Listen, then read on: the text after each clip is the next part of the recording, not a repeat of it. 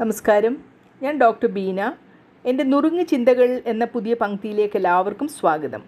ഇന്നത്തെ എപ്പിസോഡിൽ ആശയവിനിമയം എങ്ങനെ ഫലവത്താക്കാം എന്ന് നോക്കാം. ആശയവിനിമയം അഥവാ കമ്മ്യൂണിക്കേഷൻ ഫലവത്താകണമെങ്കിൽ ചില പ്രധാന കാര്യങ്ങൾ നാം ശ്രദ്ധിക്കണം. പറയുന്നത് സ്പഷ്ടവും വ്യക്തവും ലളിതവുമാകണം. ആശയം കേൾക്കുന്നവർക്ക് തെറ്റിദ്ധാരണ വരാതെ അത് എത്തിക്കണം. സംസാരിക്കുന്നവരെ തടസ്സപ്പെടുത്താതെ കേൾക്കുക. മറുപടി പറയുന്നതിന് മുൻപ് അവരുടെ വികാരം മനസ്സിലാക്കുക. സംസാരിക്കുന്ന സാഹചര്യം അനുസരിച്ച് ഭാഷ തിരഞ്ഞെടുക്കണം. അധികമായ അലങ്കാര വാക്കുകളോ കടുപ്പമായ വാക്കുകളോ ഒഴിവാക്കുക. കണ്ണിൽ നോക്കി സംസാരിക്കുക. മുഖത്ത് സ്വാഭാവികത ഉണ്ടാകണം.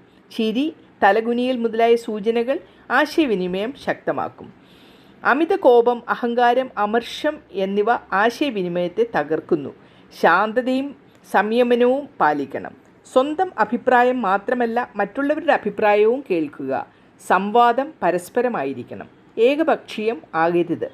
ജീവിതത്തിൽ നിന്നുള്ള ചെറിയ ഉദാഹരണങ്ങൾ ചേർക്കുന്നത് വ്യക്തമാക്കുന്നതിന് നല്ലതായിരിക്കും. വിഷയത്തിന് അനുയോജ്യമായ സമയം, അന്തരീക്ഷം എന്നിവ തിരഞ്ഞെടുക്കുക.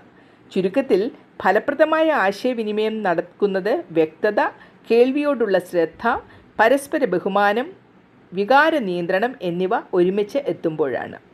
വ്യക്തിജീവിതത്തിൽ ആശയവിനിമയം ഫലവത്താക്കാനുള്ള മാർഗങ്ങൾ എന്തൊക്കെയെന്ന് നോക്കാം. നിങ്ങളുടെ വാക്കുകൾക്കും സമീപനത്തിനും ബഹുമാനം കാണിക്കുക. വിമർശനം നിർമ്മാർജ്ജനം രീതിയിൽ പറയുക.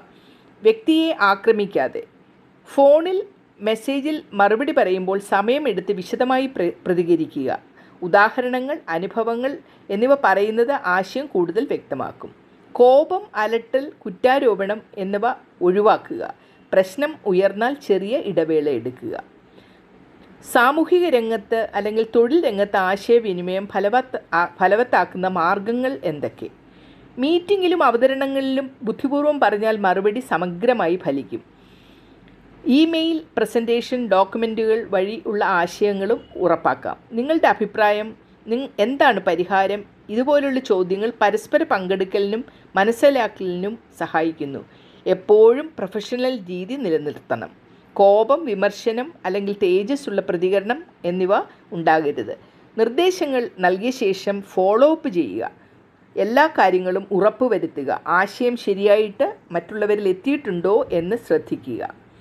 ഇനി പുതിയൊരു വിഷയവുമായി അടുത്ത എപ്പിസോഡിൽ കാണാം. നന്ദി, നമസ്കാരം.